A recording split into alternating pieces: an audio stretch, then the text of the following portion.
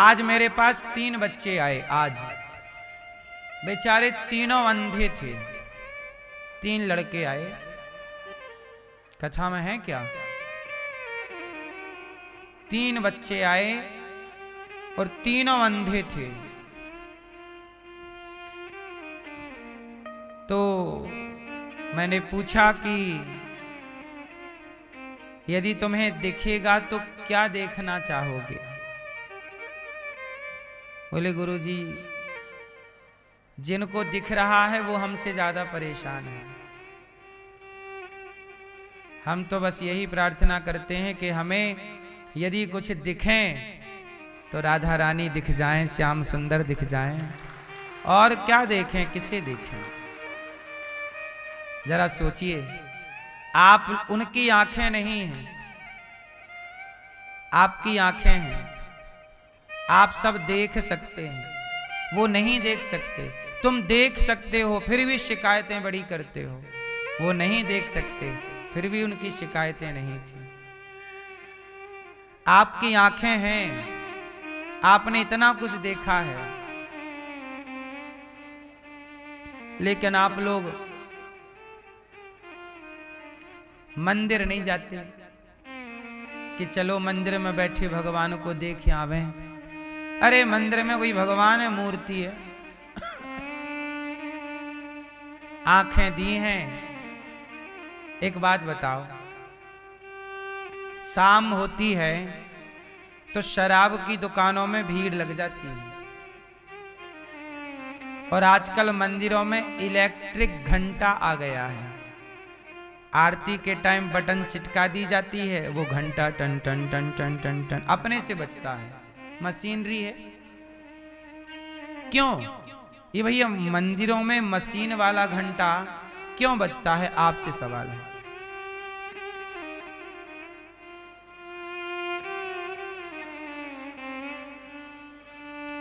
सच बताओ, आप आरती के टाइम मंदिर जाते हो? आप जाते हो? कब कब? रोज के कभी कभी।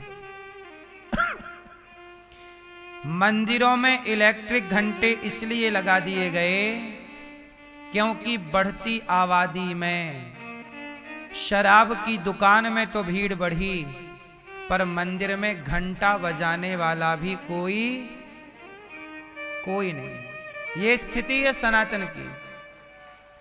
जबकि शुक्रवार को मस्जिदों में नमाज पढ़ने वाले मुसलमान बहुत होते हैं। मुसलमान नमाज पढ़ना किसी भी हाल में होंगे, कहीं भी होंगे, वो नमाज जरूर पढ़ेंगे। लेकिन हिंदू मंदिर में शाम को घंटा बजाने तक का टाइम नहीं निकालता। कैसे हिंदुओं का उत्थान होगा? इसलिए मुसलमानों के 52 देश हैं, 52। हिंदुओं का एक भी देश नहीं है। क्यों? क्योंकि वो मुसलमान अपना कर्तव्य ईमानदारी से करते हैं। वो अपने बच्चे को बचपन से टोपी लगाते हैं, बचपन से नमाज सिखाते हैं। आप अपने बच्चे को तिलक कब लगाते हो? सिखा रखने की बात कब कराते हो? कब अपने बच्चे को हनुमान चालीसा पढ़वाते हो? जब आप सनातनी अपने धर्म को लेकर जागरूक नहीं हैं तो कन्वर्जेशन तो होगा, कन्वर्ट तो होंगे। आप लोग ही जब धर्म का ज्ञान नहीं रखोगे तो आने वाली अगली 2 पीढ़ी बाद आप ही मुसलमान हो जाओगे। आपके बच्चों को सनातन का ज्ञान नहीं कराओगे, वो कल को कोई मुसलमान उसे बताए कि भाई तेरे सनातन में क्या है, मुसलमान का फायदा बताए, तो तुम्हारा अपना बच्चा भी तो हिंदू से मुसलमान हो सकता है। क्योंकि जब अपना वेश है ही नहीं, अपना ज्ञान है ही नहीं, तो जिसका अपना कोई स्ट्रक्चर ना हो, ढांचा ना हो, तो कोई भी उसे बरगला ले और ले जाए।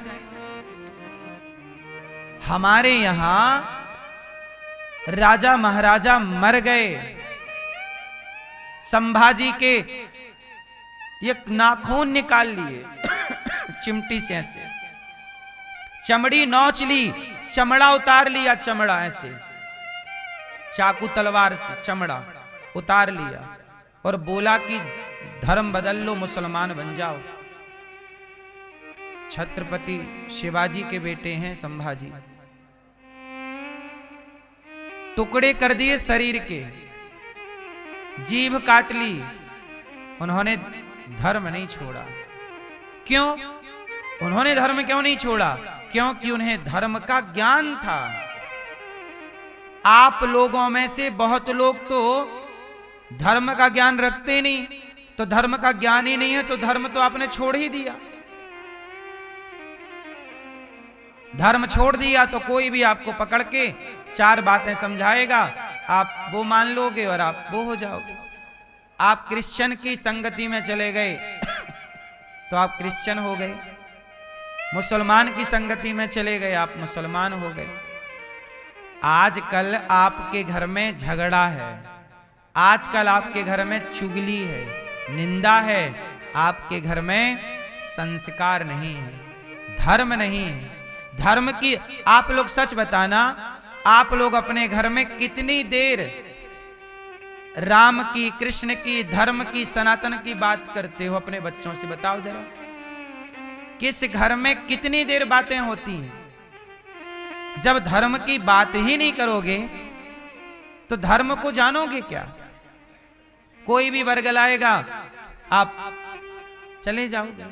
एक picture I movie the Kerala, मैंने पूरी नहीं देखी, एक छोटा सा हिस्सा उसका क्लिप देखा है।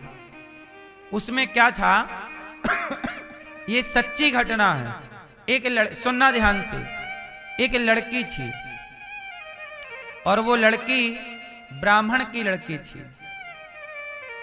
वो लड़की कॉलेज में पढ़ती तो कॉलेज में उसे लड़की को मुसलमान लड़कियों से दोस्ती हो गई। तो मुसलमान लड़की भी अपने धर्म के प्रति सजग है। उन मुसलमान लड़कियों ने उस हिंदू लड़की को अपने मुस्लिम धर्म के बारे में, मुस्लिम पंथ के बारे में, मजहब के बारे में समझाया, बताया कि ये है हमारे यहाँ, तुम्हारे हिंदू धर्म में तो कुछ भी नहीं है। हिंदू से तोड़ा और मुसलमान से जोड़ा। अब हुआ क्या कि वो लड़की हिंदू की उनकी बातों में आ गई और उसने कहा कि हमारे यहाँ तो हूरों की बात होती है, जन्नत है। उसने भैया आतंकी संगठन से उस लड़की को मिला दिया। और वो सच्ची घटना है ये। वो हिंदू लड़की आतंकी संगठन के संग चली गई। वो आतंकवादी उसके साथ बलात्कार करते, उसकी राजी से फंसा लिया ना, बलात्कार करते बिंदास, और उसे चलाना सिखा दिया बंदूक और जहर घोल दिया कि तुम्हारे दुश्मन हिंदू हैं, जहां भी हिंदू मिले बस आतंकवादी का तो एक ही काम है। अभी नहीं जात पूछ के मारी, तुम हिंदू हो, ठा ठा ठा ठा ठा। अभी पहलगांव में क्या हिंदू हो, ठा ठा ठा, हिंदू हो, मार दिया। अब वो लड़की बन गई भैया आतंकवादी, हिंदुओं को मारती आतंकवादियों के गठन में रह के, और मुसलमान वो आतंकवादी उसका बलात्कार भी करते सामूहिक मस्त, और उसकी राजी मर्जी से। एक दिन उस लड़की, देखो हिंदू तो थी, खून तो हिंदू का है, आज नहीं कल चेतना तो आएगी। वो हिंदू का खून उस लड़की का जाग गया। उसने कहा कि मैं क्या कर रही हूं। उसे लगा अंदर से कि मैं गलत हूं। लो भैया, वो लड़की जैसे तैसे भाग गई और भाग के आधी रात को अपने पिता के पास आई और पिता के पास आके बोली कि आपने मुझे आतंकवादी बना दिया। अब बाप बोला कि क्या बात करती है, मैंने तो तुझे अच्छे कॉलेज में पढ़ने भेजा था, तू ही किसी के भड़कावे में, किसी के प्यार व्यार में, लव जिहाद में फंस गई और तू ही चली गई और मुझे बोल रही है कि मैंने तुझे आतंकवादी बना दिया। कोई बाप अपनी बेटी को आतंकवादी क्यों बनाएगा? उस लड़की ने जो कहा वो सबको सुनना चाहिए। उस लड़की ने कहा, पिताजी आपने मुझे समय रहते बचपन में अपने सनातन धर्म का ज्ञान दिया होता, मैं अपने सनातन धर्म को, राम को, कृष्ण को समझ पाई होती, तो मैं आज किसी मुसलमान के चंगुल में फंस के आतंकवादी ना होती। उन्होंने मुझे समझा इसलिए दिया क्योंकि आप ना समझा पाए। आप राम के बारे में, कृष्ण के बारे में, सनातन के बारे में नहीं समझा पाए, लेकिन उन्होंने अल्लाह के बारे में समझा दिया, हूरों के बारे में समझा दिया, जन्नत के बारे में समझा दिया। तुम नहीं समझा पाए। इसलिए अपनी बेटी को, अपने बेटे को थोड़ा राम की कहानियां, कृष्ण कौन है, राम कौन है, हरिश्चंद्र कौन है, गंगा कौन है, यमुना कौन है, सरयू कौन है, शिव कौन है, गणेश जी कौन है, दुर्गा कौन है, थोड़ा धर्म से जोड़ना मेरी माँ। वरना कल तुम्हारे बच्चे ना जाने बाजार में किसकी संगति में जाके बैठ जाएं और क्या हो जाएं। दोषी कौन है? वो लड़की आतंकवादी बन गई, सच बताना दोषी कौन है? बोलो, क्या वो माँ बाप दोषी नहीं है? वो तो दोषी हैं, वो तो चाह ही रहे हैं कि आप बिगड़े। आपका अपना दोष है। इसलिए कहता हूं, समय मिला करे तो बच्चों को लेकर सत्संग में आया करो, समय मिला करे तो बच्चों को कथा सुनवाया करो। अच्छे इंसान बनेंगे आपके बच्चे, अच्छा जीवन जिएंगे आपके बच्चे। हम सबके ऊपर एक 5वां ऋण भी है, मातृ ऋण, पितृ ऋण, देव ऋण, ऋषि ऋण। इस ऋण से भी बड़ा एक ऋण और है। कौन सा? भारत माता का ऋण है हम सबके ऊपर। और ये ऋण ईमानदार होकर के इस भारत माँ की सेवा करके चुकाना है सबको। हम सबके ऊपर अपनी जननी जन्मभूमश्च स्वर्गादपि गरीयसी। बताइए, भारत माता का ऋण आपके ऊपर है या नहीं? बोलो, ये भारत माता का ऋण कैसे चुकाओगे? समाज की सेवा करो, ईमानदारी से रहो। आजकल भारत में अपने ही अपनों से गद्दारी कर रहे हैं, भ्रष्टाचार कर रहे हैं, पैसों के लिए अपना ईमान बेच दे रहे हैं। क्या ये भारत माता से गद्दारी नहीं है? इसलिए साहब, पढ़ लिख के बड़े पद पे जाइएगा, पर वहां जाके भ्रष्टाचारी ना बन जाइएगा। इस देश की माटी के कुछ ऋण हैं, वो ईमानदारी से। यदि सारे बेईमान हो गए तो अभी एक पिक्चर आई है, जब पाकिस्तान ने अटैक किया था 11 में, 11 में अटैक हुआ था बंबई में, उस पर एक मूवी आई, अभी खुलासा हुआ कि पाकिस्तान की ओर से जब यहां आतंकवादी भेजे गए भारत, तो भारत की सरकार को पता था कि आतंकवादी आ रहे हैं, खुफिया जानकारी मिल गई, फिर भी भारत की वो उस समय की सरकार चुप रही और आतंक हमला होने दिया। कहने का तात्पर्य से ये मूवी की बात है, जो मूवी अभी आई है। कहने का अर्थ ये है कि बताइए, भारत में रहकर के, भारत के सरकारी पदों पर बैठ के, बड़े बड़े मंत्रालय में बैठ के कुछ मंत्री पाकिस्तान से मिले थे कि नहीं? ये मूवी के द्वारा खुलासा हुआ। अब बताइए, ये भारत माँ की छाती पे खंजर देना है कि नहीं?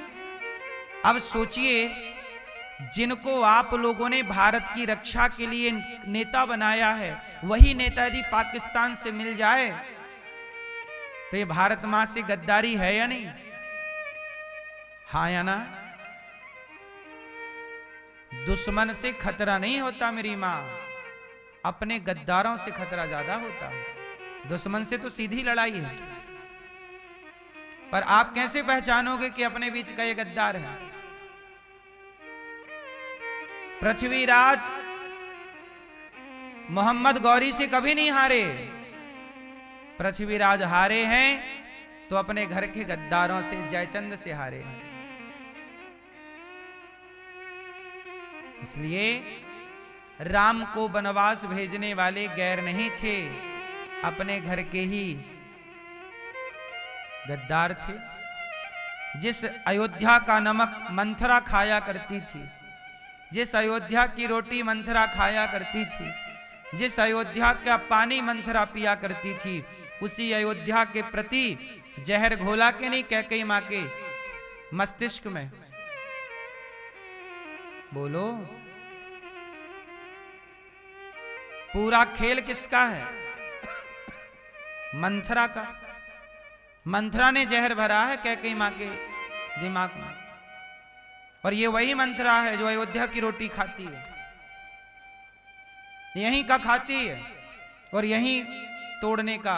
कहावत कहते ना सीधी, जिस पत्तल में खाते हैं उसी में छेद करते हैं। इसलिए जिस भारत मां में हो, उस भारत मां के लिए सदा ईमानदार रहना, यह भी संस्कार बच्चों को दीजिएगा।